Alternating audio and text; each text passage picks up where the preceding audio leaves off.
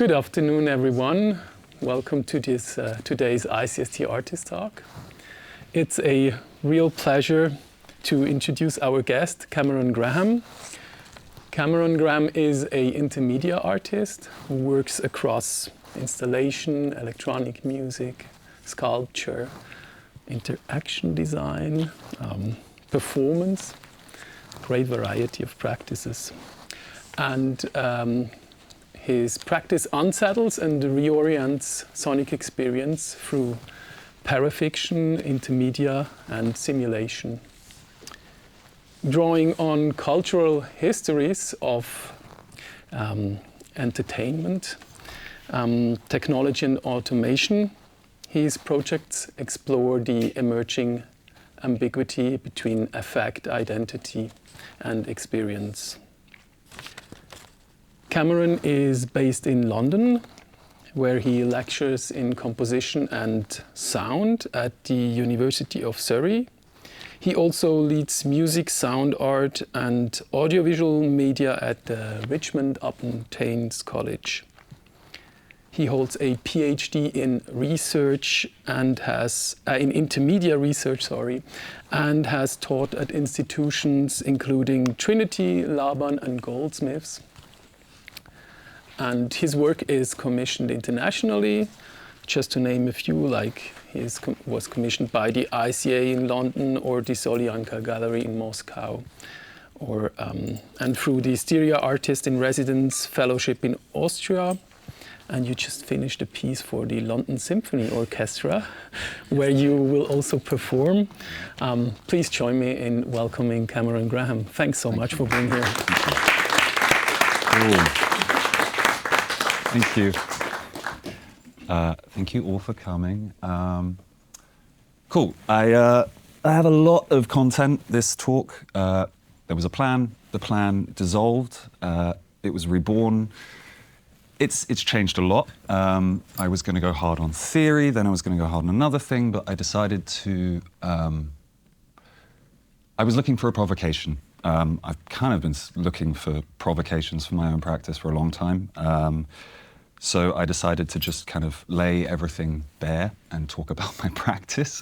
I've done quite a few talks recently, and I typically avoid this, but I thought that it would help to kind of create what I hope is a narrative that brings this object into focus by the very end. So I'm going to be standing and sitting, but I kind of wanted to start with an Instagram message that a friend sent me literally 2 days ago. It had to go in. We were talking about a project, the LSO, the London Symphony Orchestra project that we both just finished. And we were kind of discussing the fact that both of us come from very different sorts of musical and artistic areas, but we keep creating kind of institutional problems for ourselves. Working with the music institution, creating more problems for myself and the musicians involved. And yeah, the question as to why does that keep happening? Why does music, for some practitioners, keep pulling in other media forms, other conceptual, extra musical or non-musical things? It's kind of what this talk is about. It's sort of about, for me at least, it's about the porosity of music. From a media perspective, but also obviously from a sound perspective, the transmission of sound, what it means, where sound resides, these kind of questions. So yeah, intro, you've already introed me very kindly, Micha, thank you. So yeah, I'm an artist and I'm a composer. I make intermedia work, crossing music, installation, interaction design. I've done a lot of simulation design, and most recently I've come back to performance, but very much as an artist and as a composer. In the last few years, I've worked really in arts institutions internationally and with artists in performance. So yeah, I think over the last 10 years, I've made like a very difficult, I'm sure this is like, resonant to a lot of people's ears, but I've made a lot of difficulty for myself in terms of questions of institutional validation and, what the institution can do for the academy, can do for young composers like myself over the last 10 years, not young anymore, but also what it can do to kind of cause a sort of retreat from the world. That's another subject of this talk. So yeah, today there are 4 sort of tension points that I want to point to and point out: automation, simulation, worlding, and intermedia. I'm going to plow through some earlier works, play like one sound excerpt, but just plow through 3 or 4 very quickly. Talk about something called the poet mechanic, which is an important, very important part of my artistic practice, I've realized in doing this and many talks recently. Leading to what led to a solo exhibition off the back of that called Contact, Results and Contagion. Another project called the Noise and Hardware Caravan Club. And then the subject of sensory percussion, which is what this system is. So we will get to it. So yeah, these 4 points, these 4 words, these 4 subjects, they're not, to me, they're not genres, they're not really topics, they're not disciplines, but they're more sort of tension points, pushing points that kind of in my practice across various different projects, they open up to different questions. So like one tension point pushes to another, pushes to another. And I think across each project, I think quite, I'm very detail oriented, and like a lot of sort of composer minded artists, I do, I love control. So like my journey is actually, a lot of it has also been not just about, facing the issues of retreat, but facing the problem of control as a composer. But these 4 questions kind of get broader and broader. But really automation for me is ultimately like the difference between sort of human intentional, the human body, and sort of machine action. It's quite a simple thing to say, but it obviously brings a lot of research depth and sort of conceptual depth to it. And my question now with the subject of automation is there a way to, or what are the ways to kind of seamlessly connect these things, the human, the machine? It's an ongoing discourse in art and technology and philosophy. Worlding, for me, now is really basically just the question of what kind of environment the work creates on one level, and how distinct this environment is in character. But then taking it further, which is sort of one of the questions that took me kind of quite far outside of music, is what actually might inhabit this environment. Intermedia, the jury's out as to what intermedia really means. Those of you who might use the term, since Nam June Paik, we've kind of been throwing the term around, intermedia, multimedia. The 2 are sometimes interchangeable, but I really do consider what I do now and how I think is as kind of intermedia, and it really comes from a place of finding it very difficult to, or even impossible actually, to kind of privilege a single media. Having a kind of voracious approach to wanting to learn how to, create an environment in Unreal or Unity, or most recently Touch Designer. I've got completely sort of like, I've fallen off the edge of the world with Touch Designer. But in these kind of processes, where is sound? What does sound do? Or how can you continue to keep media kind of in like grappling with media together to kind of ensure that you not have a homogeneity, but that no one media form is kind of like just accompanying the other. The final point is simulation. And really it's kind of like what can art practice do to kind of collapse the difference between, a representation of something and the thing that it's actually representing. That's also something that is kind of like, there's a lot of tension points with that in my practice now. Top point is sensory percussion. That, as I said, hopefully we'll have time, as long as I rush through this, to get to that subject, which is a whole new world in itself. But in preparation for this, I kind of, I do this like once a year. It's like a spring cleaning thing. I kind of shape my practice, and I thought it'd be just nice, maybe solipsistically and selfishly for me, but hopefully it'll be useful to sort of map the practice. I've mapped the practice over the last 9 years or so, and it all sort of, the shape of it all actually goes to the most recent piece, kind of by accident, which is called Sweet People, which is the thing I've just finished for London Symphony Orchestra. It's something I find extremely useful, but it sort of helps to illustrate, I hope, across this talk, like the sort of shape of the practice and how it's kind of led to, hopefully, for you guys, a clearer practice. So I kind of wanted to start sort of from the start with notation and an orchestral piece. I wanted to play a little bit of an orchestral piece. This was a piece with a relatively simple conceit, which is slowing down to meticulously transcribed songs. One, a song by F.K. Twigs.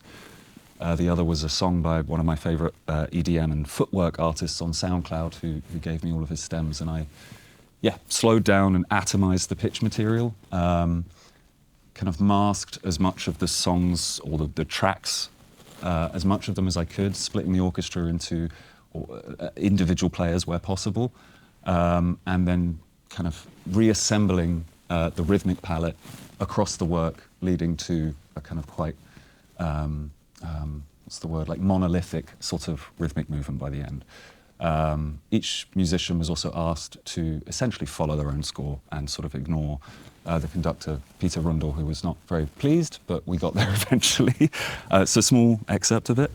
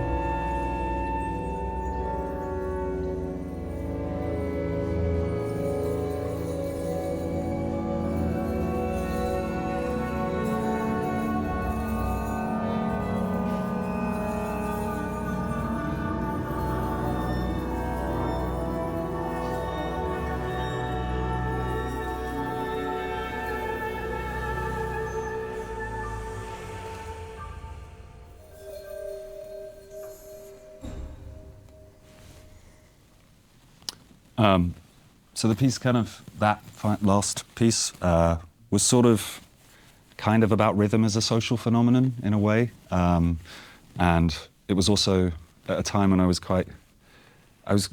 sort of becoming increasingly confused with my role and my place in the sort of contemporary music academy and institution, and it was a bit of a bugbear and an annoyance at contemporary music for kind of extrapolating and taking the world as a material in a way, but then, you know, that's precisely what the piece did. But it also started to make me ask the question of kind of what is even alive in music like this, which is an open question, but is it in the score? Is it in the performance? Is it very much in the sort of collision space between the two of them? And I've misnamed probably the most important project on this slide, which was a piece here that Philip got me back to do. It was called Abide Within Plenitude. It was a work for RGB film palettes and for musicians in the Polytempo software. And it was very much about sort of trying to break down and dissolve an audience's sense of time with slowly changing color palettes and very, very slowly changing, sort of morphing, similar to the orchestral piece, morphing melodic materials that kind of abstract our sense of I guess, sonic depth and orchestral depth. And like through an obsession with notation and kind of aliveness and the relationship between composer, performer, score, audience, that kind of thing, I started to get very into the idea of staging process and did a number of works. One of them was called Symphony in Red, where simply I spent 6 months making the work and tracking absolutely everything and screenshotting. So the work was really just playing out screenshots of the work as it developed and all of the score fragments across like 35 minutes across 3 different screens. And the sort of final, I guess, like part of this very short chapter was the idea of a dancer's heartbeat as the kind of central process in a work, an installation that the dancer had. She had a stethoscope microphone that I'd made, and it was generating sort of frequency material that was creating feedback loops and moving from space to space. until she finally moved to, you can't see it, but there was a tower of infrasound speakers, and stood in front of the infrasound speakers until the piece had to stop and she couldn't kind of handle it anymore. So it was like the sort of culmination of a process that's embodied and the relationship between the sort of feedback that occurs and really the piece being kind of as long as the performers could sort of handle it.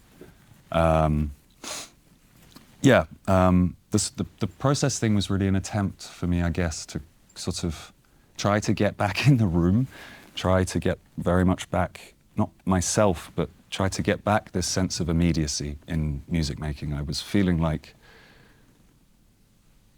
I was retreating behind, be it the score, the visuality of the score, specific sort of conceptual experiences that I was, spending a long time thinking about and then staging in pieces. These were sort of a slow realization that I was feeling very distanced from the work itself and from the audience, and kind of, it was all feeling very challenging and like something had been ruptured and disrupted, I guess. So there was a point at which I asked a kind of very simple question that I paraphrased here, which is there a way to continue to create musical experiences that are live, still rhythmic, and somehow more alive? But in this case, without musicians, without bodies, without computation, without programming, without me, without notation, without any of it. And a kind of very fun and arguably quite quixotic project was born called The Poet Mechanic.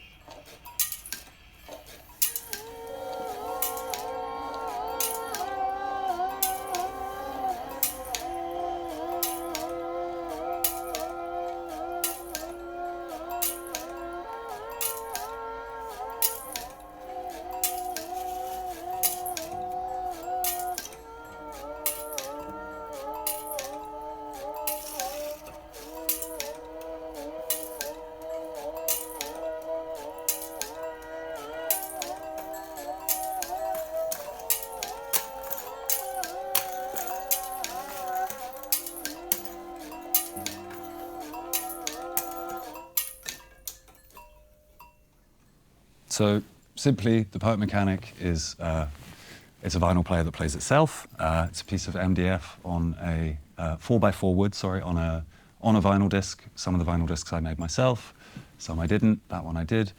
And it kind of suggests a kind of autonomous sort of agency in I would argue, quite a sort of pathetic way, but a way that started to really tickle me in a very new way.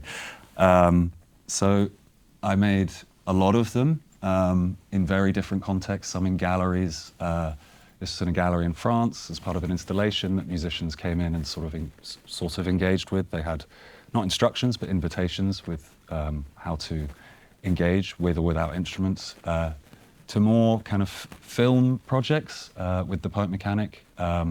Obvious reference to Kittler and the gramophone as kind of like articulating the body, to a more permanent. This was in Tbilisi in Georgia, where I convinced the sort of Tbilisi government or council to install a permanent version, which is still there.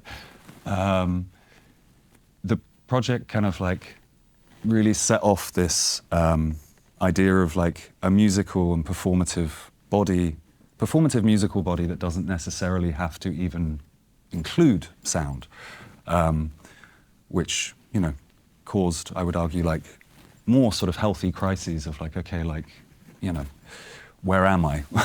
Where is this situated? What is this? The Poet Mechanics had, to me, a kind of seeming aliveness, a material immediacy that's probably quite evident and quite obvious. Performance somehow being a performer performing, and those two sort of like folding backwards and forwards on each other. And of course, like for me, it was they're very much like automata in the most traditional sense, which do also connect to the drum kit. And yeah, the perceived sort of, for me, the perceived agency of this instrument was quixotic, kind of anti-heroic. There was something quite almost theatrical, almost operatic about it as well. They have like a beautiful dramatic tension to me, where just the fact that it's very obvious that something may or may not break, something may or not go wrong is very much inside the sort of framework of the thing. I made a lot of these, as I said, in a lot of different contexts. They all had numbers and characters and specific instruments and resonant bodies chosen very much for their acoustical properties, but also their sort of histories as well. And it started to feel like I was able to make projects that I could remove myself from that still contained kind of like time-based and temporal and material conceptual narratives in themselves. Led to something I called the Kodak Poet, which was a poet mechanic that I created that took its own photographs for an exhibition. And the nice thing about this that happened afterwards is that I took the photos to, it's really more just a story, but took the photos to a local developer. It was in the south of France. And the photo developer called me the next day and said, "You have to come. Something's wrong." And I arrived and he said, "These photos that I'm trying to develop, who took them? How the hell did you take these?" And I was like, it was a fun project. He said, "No, seriously, I've been doing this for 25 years. This is my practice, this is my specialism, and I have never seen such a clear, crisp white. It is impossible to make these photographs. I cannot make them." And I back and forth, and I convinced him to make and develop the photos. He had to use a friend's machine in Paris because apparently it's almost impossible to sort of print this color of white. So I kind of love the fact that the poet mechanic made a photograph that is impossible to make for a human being. The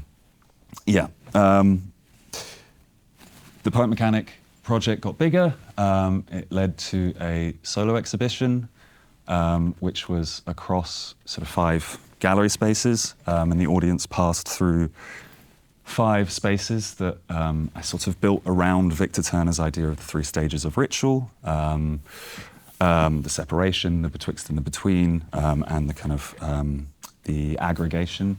And the audience passed through 5 different spaces that in some way spoke to the kind of material history or a fictional speculative material history. So there was a room, the first room was a vinyl. This was in Moscow, pre-Moscow's awful invasion of Ukraine.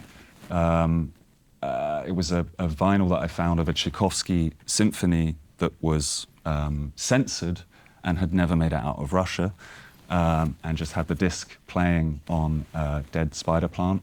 And if you got very close to the plant, you could hear the music playing through the plant. Obvious metaphor, but and then a room full of 9 poet mechanics, and then passages that took them to the audience to the final room. This was 9 of the poet mechanics.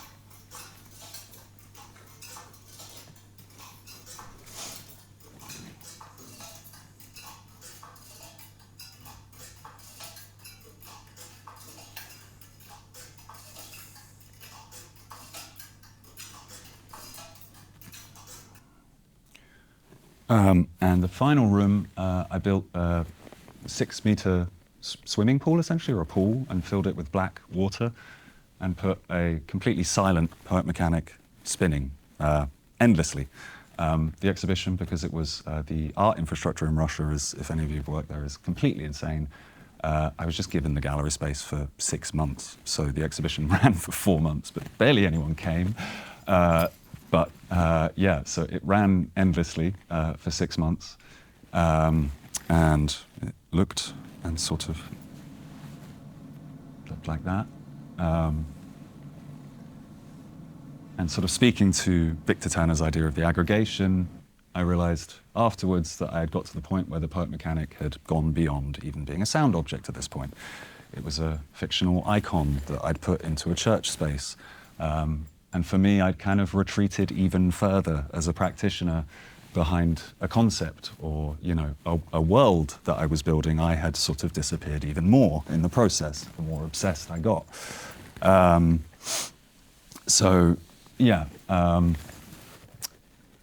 I then realized that the poet mechanic was not a sculpture at all, but it was a kind of more integrative and integrated world-building project. So the next stage was to think about how the poet mechanic can go beyond just being a small sculpture and an object.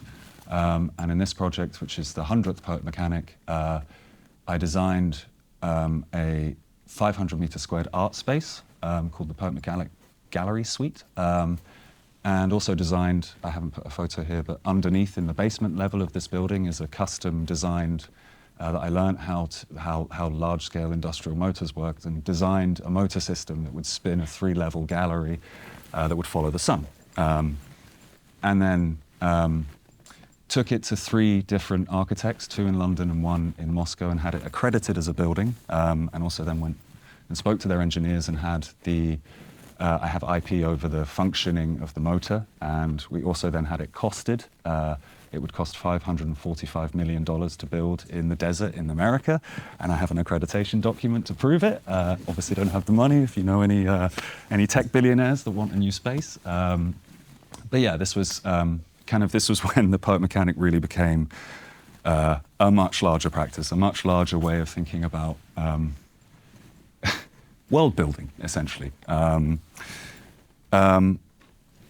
At the time, I was also living in a caravan when I was in the UK, a sort of, if you think American trailer park home vibe.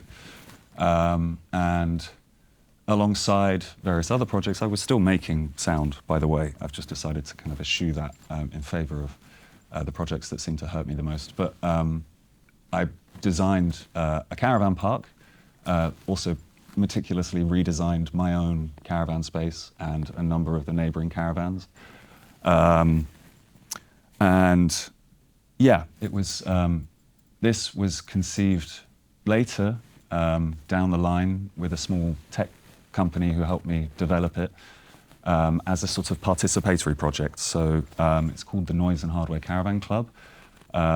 It's an online project. It's a series of pavilions, essentially, where I was much more thinking about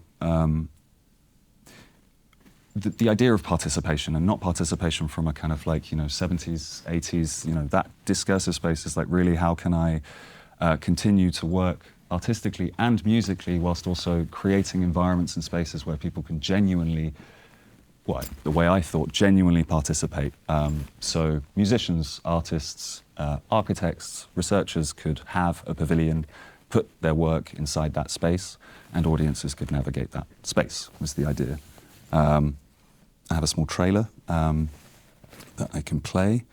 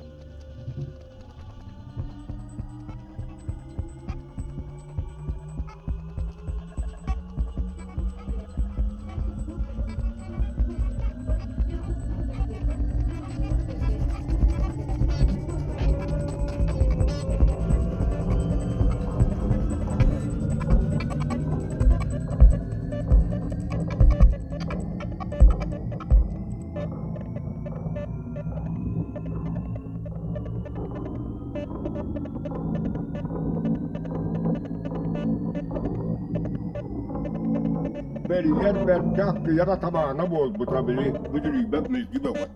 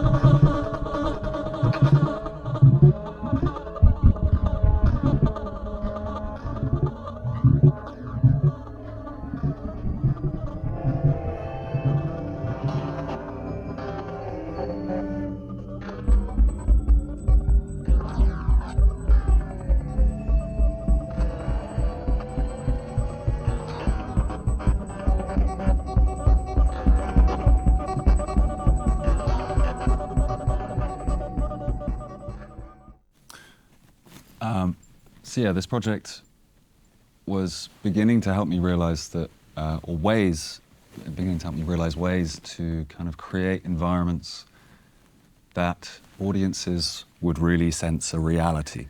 And it was starting to make sense to me, the idea of creating sort of quite totalizing spaces and environments. And at this point, I sort of had become quite. Micha and I were talking about this earlier. Like it's almost what artists do. You know, sculptors, painters, whatever. I'd really sort of become quite alone as a practitioner, quite solo. And I've used the word retreat a few times. Like was continuing to retreat further. And there's a theorist and composer or ex-composer called Marek Pollux, who describes the composer's kind of neoliberal retreat into the score, into the environment of music making. You know, the idea of sort of making pretty or you know, challenging environments only for other music specialists, rather than engaging with the conditions of, let's say, performance or music making or the reception of sound. It is a sort of political subject, right? And I think I was, at this point, without really realizing it, I was sort of continuing that trend of retreating further and further and calling a work participatory or sculptural. And I was invited to do a fellowship shortly after in Graz and work with the Schaufeldt Ensemble, who are an amazing group of musicians. And entering that project, I kind of felt the beginnings of a kind of accountability for practice. How do I then go and score a work for musicians and just eschew everything that I've been exploring? So collaborating with the Schaufeldt Ensemble and taking the idea of the caravan and that kind of environment,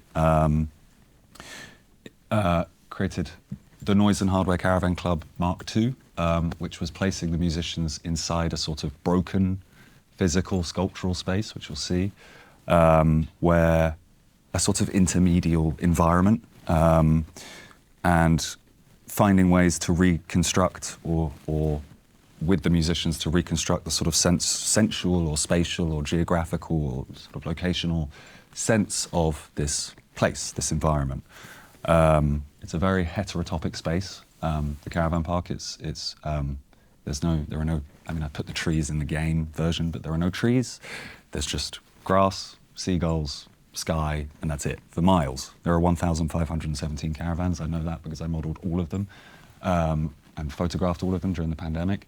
The space is unlike any other environment in which I've ever sort of experienced, and I felt I kind of, you know, it's a weird thing to say I was accountable or I owed it to that space, but I felt like I owed something to that space to do something with it. So the musicians weren't really in this work. They're playing fragments or playing materials, but I kind of was trying to imagine them as more not interpreting a score as much as kind of inhabiting a space or an environment or a sort of narrative, theatrical space.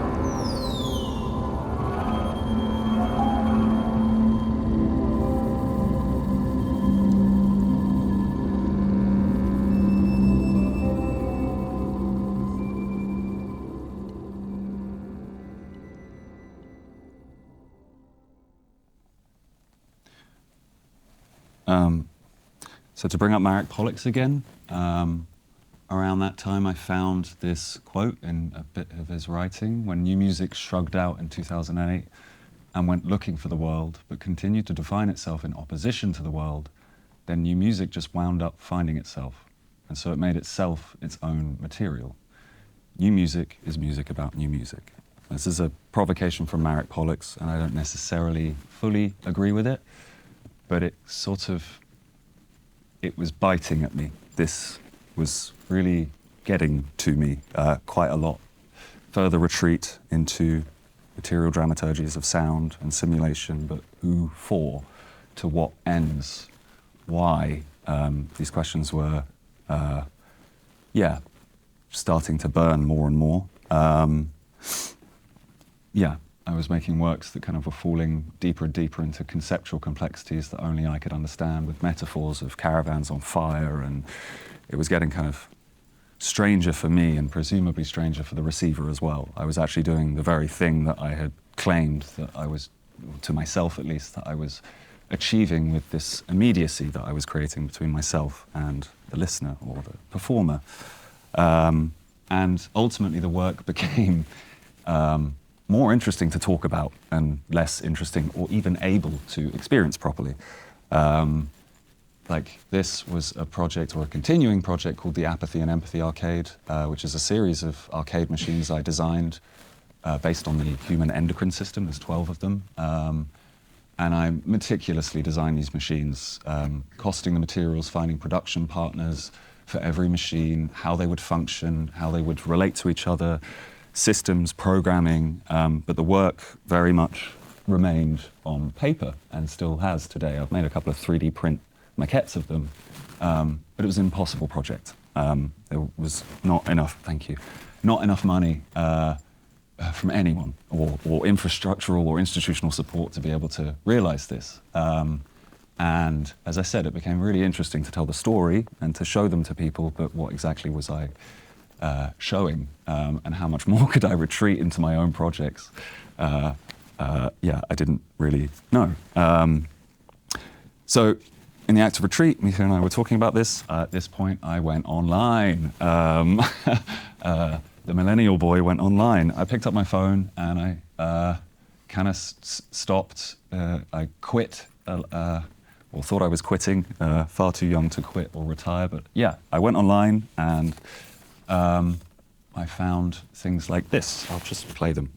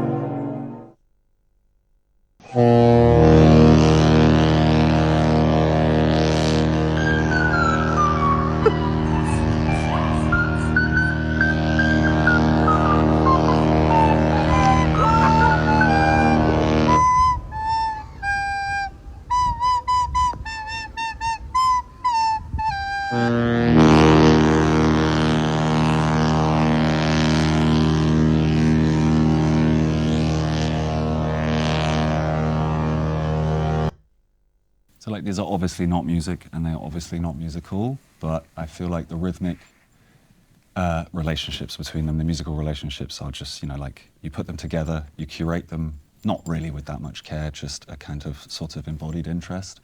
And the music's there. The music is so deeply there. There are a few Instagram and TikTok profiles that I absolutely adore. Shout out to, no, I won't do it. But then I found out that a lot of the people who are curating content online, long reels, 20 videos at a time, in fact are artists. They're in the art world, or they're composers.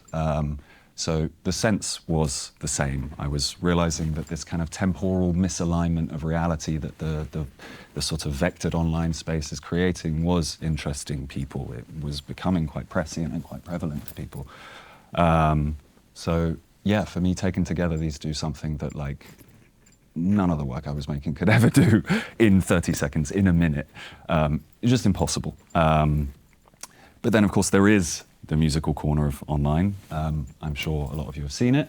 Play some of this. You think you just fell out of a coconut tree? You exist in the context of all in which you live and what came before you. Old school teaching the children how to be a homosexual and make sure they all teach them that they're transgender. So that is what important to me. I personally believe that U.S. Americans are unable to do so because some people out there in our nation don't have bounds, and I believe that our education, like such as in South Africa and the Iraq, everywhere like such as, and I believe that they should, our education over here in the U.S. should help the U.S. or should help South Africa and should help the Iraq and the Asian countries, so we will be able to build up our future for our children. Thank you very much, South Carolina. So the thing that sticks out to me is that these performers are, I'm sure you'd all agree, they are incredible. The music is phenomenal. And almost all these people, there is a musical director who works in theatre, sure, but there are a lot of these people, and they are incredible, incredible practitioners. And lo and behold, unsurprisingly, they're all operating pretty much completely outside of the institutional context. And what's interesting, some or all of you may realize that they're making reference to Ablinger, big reference to Ablinger, but without having any connection to it. People have messaged, Dmitry Korliansky, a composer friend, really tried to push these guys, and they were like, who is this person?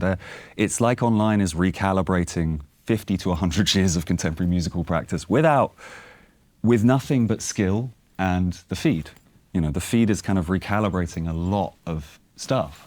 And yeah, I guess like, yeah, these 30-second chunks do a lot for me as a practitioner, as a composer, as an artist who's trained and struggles, and you know, yeah, I just kind of find them amazing. Anyway, so don't have long left. So it was at this point, finally we got here. I returned to the drum kit. I was a drummer before anything else. I was a self-trained drummer from the age of like 14 to 16, played on pots and pans, no drum lessons, that kind of story. Taught myself, played in bands, that kind of thing, and then taught myself music harmony because I felt I should go to university a bit late at 20 years old. All a validation process, undergraduate, masters, another postgraduate thing, all the academies, all the sort of small fellowships, you know, orchestras and ensembles, PhD, and now I'm back on the drums. So, yeah. The drums to me are, these drums in particular, sensory percussion, they bring back a kind of specific type of accountability for me. My body is the thing. My body, you know, I am the one responsible for the work on a very different level whilst also composing it. And I kind of like, or I'm interested in how, for me, the sensory percussion kit in particular, this system sort of resists being like theorized away or sort of put in any corner. It's very new. I don't really know many people working outside of the online space with it. Yeah, so very quickly, because I really don't have much time, I'm going to show a very rough, raw, first ever video I took.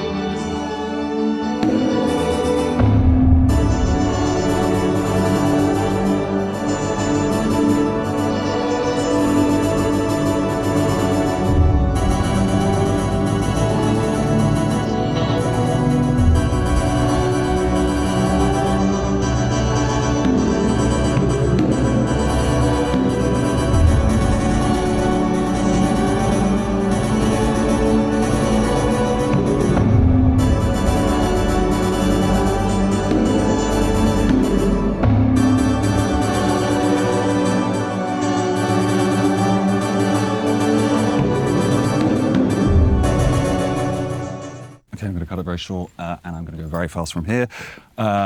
Basically, the sensory percussion is the intermediate sort of system or way of thinking that I realized in many ways I've been looking for a very long time.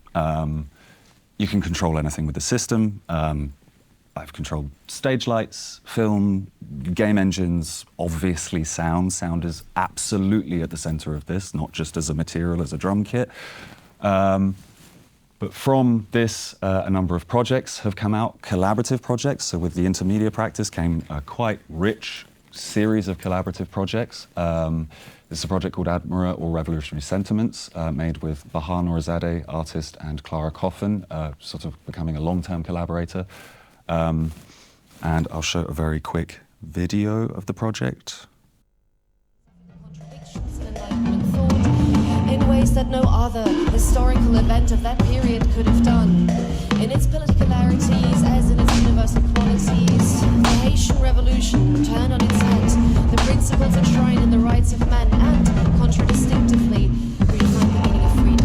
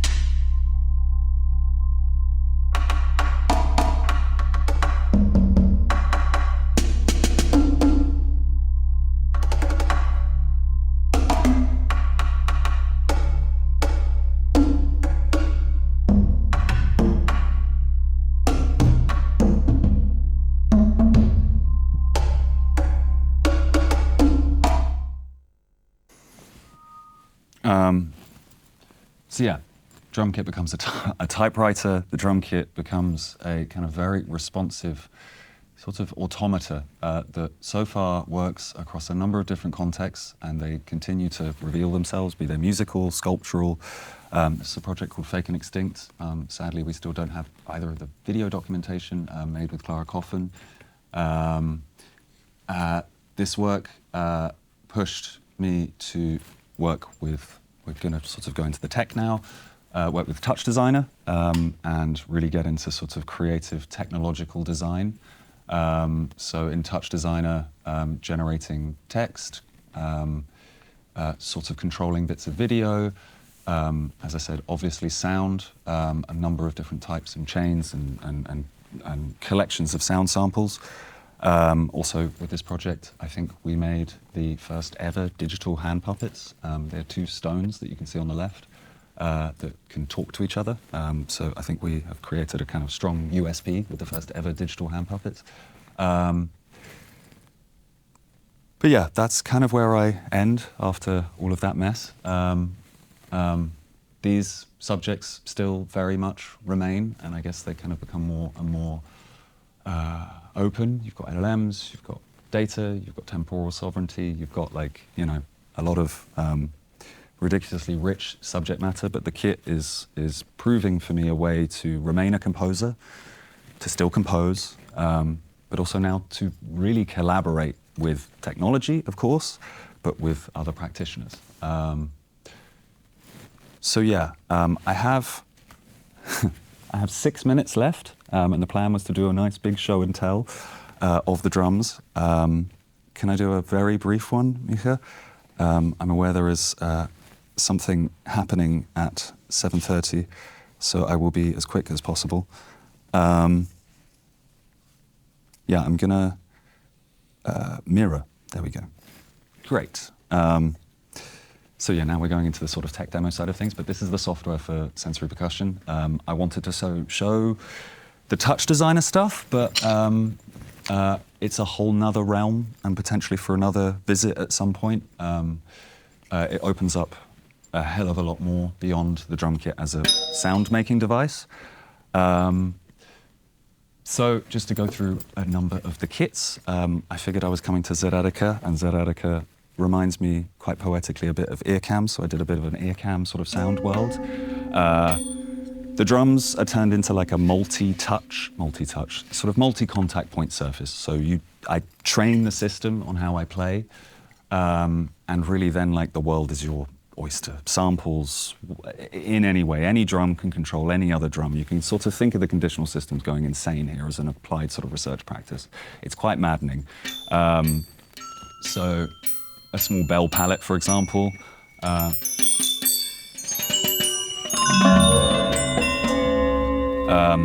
This is just a number of different sort of sample packs that I've recorded myself of bells. Different dynamics do different things.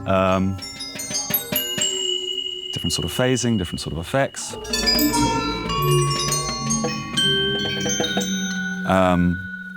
That for me is very much the sort of, these are all kind of what I would describe as top level, as in samples, and based on velocity or position on the drum, different things can happen to a single sound. So the closer I get to the center, something else happens. For those of you who are into like Arca, my favorite electronic music producer, this is going to be quite loud, but you have more kind of like based on dynamic.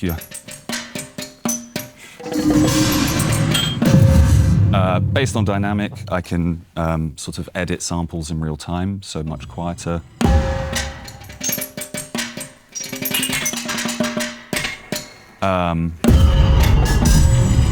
So it becomes a kind of stylistic I can never say that word, interpreter, I guess. It's like, I can sort of trace across different sound worlds and different sort of referential registers in sort of no time. I have a MIDI controller that I typically use where it's just like a button shifts kit. The video I showed in terms of the chords I was playing,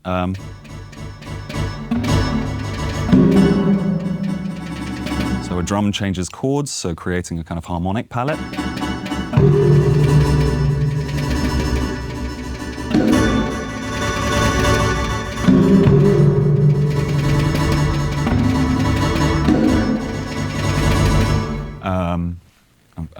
much. I've never done a tech demo before. This is hilarious. Then a very recent, it's been sort of, I guess, a solid year where I got interested in the voice and drums. So lo and behold, what happens if the drum kit speaks?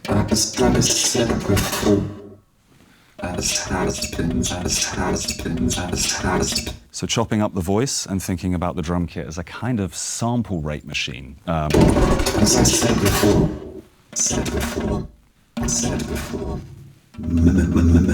Vowels, phonemes. Oh yeah. It's probably true. This is probably true. This is probably true. As I said before. So this was a case of really just recording my own voice, chopping it up into small sections and playing it out on the kit. And you can start to do really strange things with language. And if I'm speaking at the same time and spatializing the voice, then a lot can happen. You get the kind of Samuel Beckett effect. Well, that's how I'm sort of thinking about it. I'm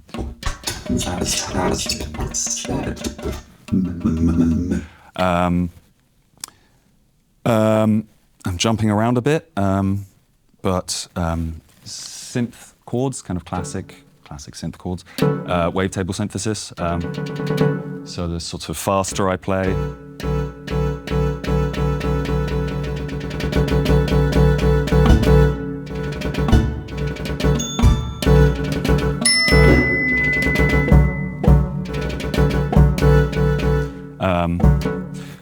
and it's really nice to kind of to split the drums up into different sorts of zones, like center and edge, and knowing that a specific zone changes a chord.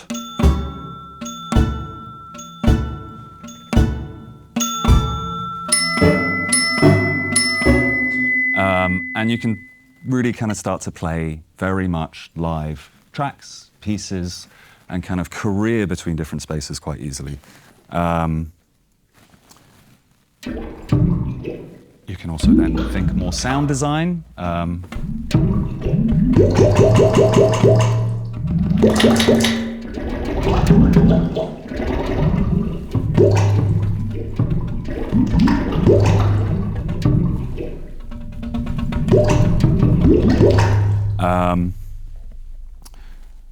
And I think I'm pretty much ended because the rest really is just reiterations of the same thing.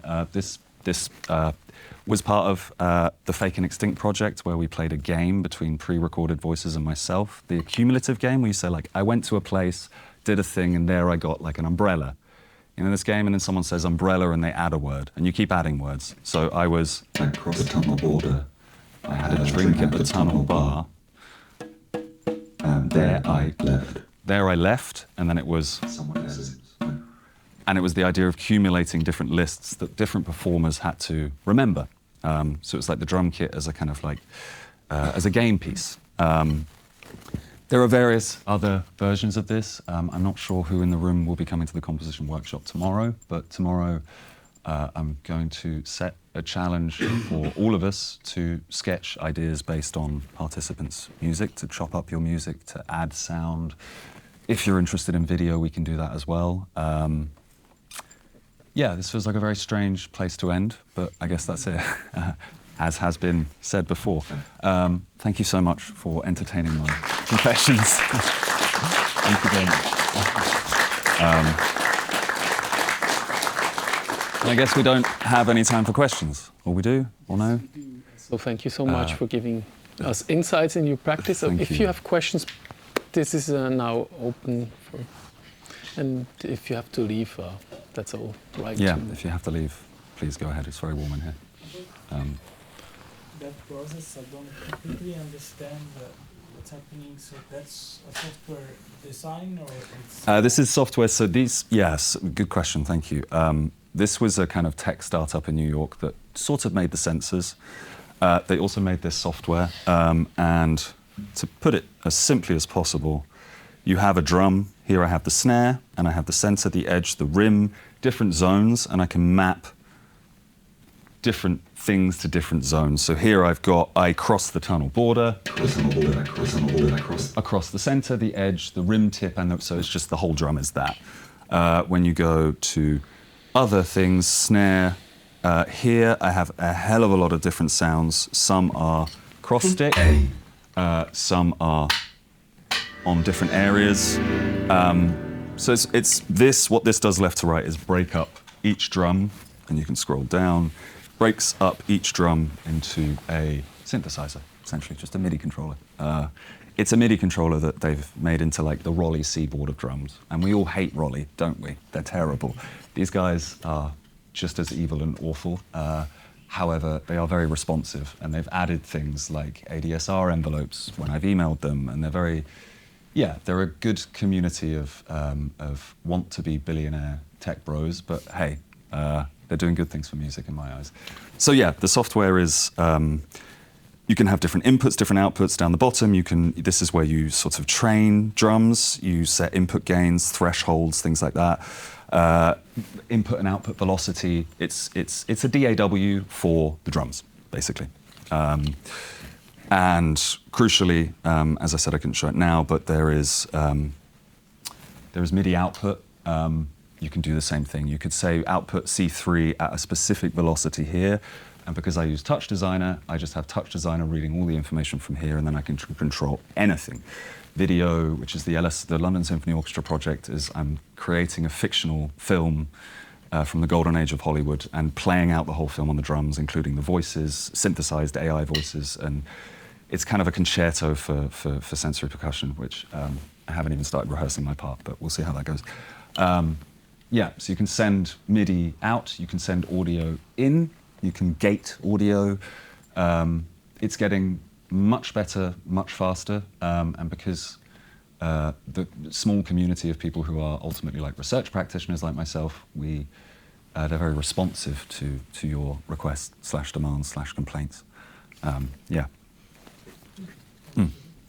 Cool. And with the voice, it was just sampling, like when you have made this example with your voice, it was just small chunks. Yeah, yeah. Exactly, yeah. It was Vox drums inside here we go, oops. So this is my voice saying the whole sentence.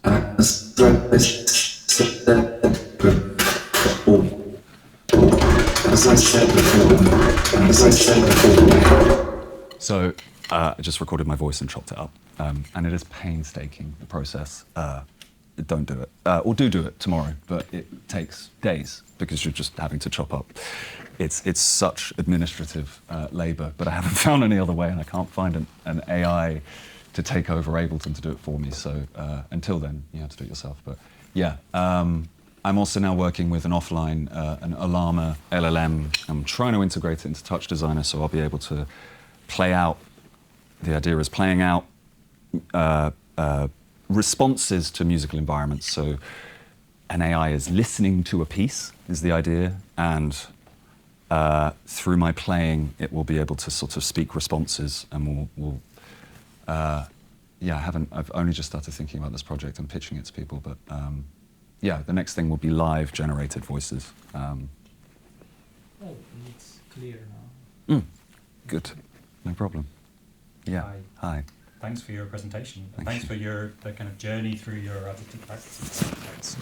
It's always nice when people talk about the failures of their projects and how they, move on from one project to another. And I think you presented that really well. And thank you. Thank you for that. I wondered, because you've been on this journey of trying to remove yourself from your own artistic practice, and then coming to a stage where you're actually very much in the center of a practice and part of a system which is probably really complicated and really dependent on you as a person to control it and to manipulate it. I wondered about whether you thought about different contexts in which this system could occur. So for example, where humans are maybe not as present, for example, it being played by caravans or ants or the kit, the drum kit, or the system. Or the system is put somewhere where you're maybe not in the center of it. Yeah. That's yeah. a way you could think about. But maybe you don't want to remove yourself from your work anymore because you kind of went on that journey and realized it's maybe a losing battle. There is a practical infrastructural thing that when a work is commissioned that involves me, I also get the performer fee. And I know that's not the only reason, but like for the Guggenheim thing, like it was we had to be there. Yeah. So I hear you. Like from a sort of broader conceptual position, yeah. I think I need to. Right now, I'm working through the kind of boring administrative functionality of this, whilst at the same time working collaboratively in intermedia projects that allow the kit. I mean, I recently in Bergen, a month ago, did a participatory installation or just an installation where there were 3 drums, a series of Instagram videos on one side of a screen, and the idea was a matching game where one drum changed the sound, one drum changed the video, and it took a long time for audience. It was a terrible work actually, but it took a long time for audience to realize what was going on. Like you have to play the kit to match, to realign the media, poetic take or metaphor on the kind of vectorization space. And also they were typing out dictionary definitions that were projected of the word misalignment or synchronicity. So I'm now starting to think about it a lot more as an instrument that I don't need to be playing, but other people can. That's very interesting. Ants, not sure. I don't think it's sensitive enough, but and also they really. Sorry, they only work, I don't know if you can see, but there is a small metal disc that you have to put on the head under here for this to be read. So you can't do it on a table. It's not a contact mic. Yeah. It's a very different thing. So it has to be on a surface like a drum skin. You can use acoustic heads, by the way. Eli Kessler, shout out to one of the most amazing performers who has been using these as well for a while. So yeah, it's difficult to take them off the drum kit, but it's a good question. But as it's a limit to the sensor, I guess, like you could have lots of different inputs for this system. Oh yeah. Oh yeah. I mean, you mean sort of like almost fluctuations of price, or like water movements, or population, or like shifting data streams that can come. I mean, could be, of course, yeah. Or like I was thinking, because some of your sound material sounded like Mark Fell or SND, or that kind of post techno kind of stuff, and like how he used, for example, the sound of his son playing PlayStation was one of the like rhythmic tracks, and so there's kind of inputs that are from very everyday things turned into like a more composed. I think I'm very. It's a question for me of like, actually, it really is just technologically it's a technical thing, how to get an input that. The drums are ultimately an ADSR thing, right? It's just short attack, short decay, big attack, no, like just on off. So that would be a question of like gating information as it comes in, and that feels a bit like the kind of hierarchy there is like, well, I'm just controlling the data. So like a much more responsive sort of systems. This is where the touch designer, that as a software, I have just fallen for it so much, because it sound is here, but also you can chain sound in Touch Designer, and Touch Designer, as those of you who use it know, is ultimately a generative piece of software, and I'm just starting. It's a really good question, thank you. Haven't got there yet. Cool, we should stop. I have one question. Oh, okay. Now you are playing these pieces your own, but you have to prepare them precisely. I mean, you build a whole system within this software. Does notation still play a role, or do you have kind of a different relation now? Because the time still is extremely important. At least I assume that. But maybe notation isn't anymore a element. It's a necessity now. If I'm like, the recent project is that there were 5 chamber musicians, and that's what the commission was. And I'm not. Whereas in the past projects, notation became the visual artifact. The score itself was just something I was very, very interested in, like what Marek Pollux and a lot of composers have done. The moment a young composer finds Illustrator, I feel like they're lost to the world. Like, I personally, because it just becomes about the visual graphics and not, whilst there's a long history of it, Cardew, et cetera. For me, it's a score necessitates, if a musician, or anyone for that matter, wants a score, then part of my practice is making scores. So yeah, I will absolutely make a score. but the recent project is like, there are no extended techniques. There is nothing that I typically hold dear. It's pitch material, violin, vibraphone, double bass, and a synth, because I couldn't do piano. And it's it's harmonic, and it scares the hell out of me. But that's another challenge. Is that it's another, and the kit is very much the kind of the way to rupture that. But I don't make scores for myself. I think I told you this earlier when we were chatting. It's more of a devising process. There is a fixed score for this piece. It is 22.734 minutes long, because there is also, the musicians demanded a click track because of how I basically waltzed in and was like, we can just do all this stuff. And they were like, we don't know where we are. You can't conduct and play, and we don't have a conductor. Come on, think about it. So there has to be a click track for the musicians, which I also hate. But it's just continuing problems. Now I've come back to or I've been dragged back into the concert music world with this and with all of that. There's almost more new difficulties to work with. But the score it necessitates performance. If it necessitates performance, if it doesn't, it doesn't. And this is also what we spoke earlier. Is it within an academy setting? Is it not? Like my absolute go-to, producers or musicians and artists like Arca, Hudson Mohawk, etc. Like hyperpop, desk pop. These people, they exist very much within their own institution, their own academy. But I feel like balancing these multiple worlds and being honest. There's a sorry to do this, but there is a meme about like composers listening to hip hop.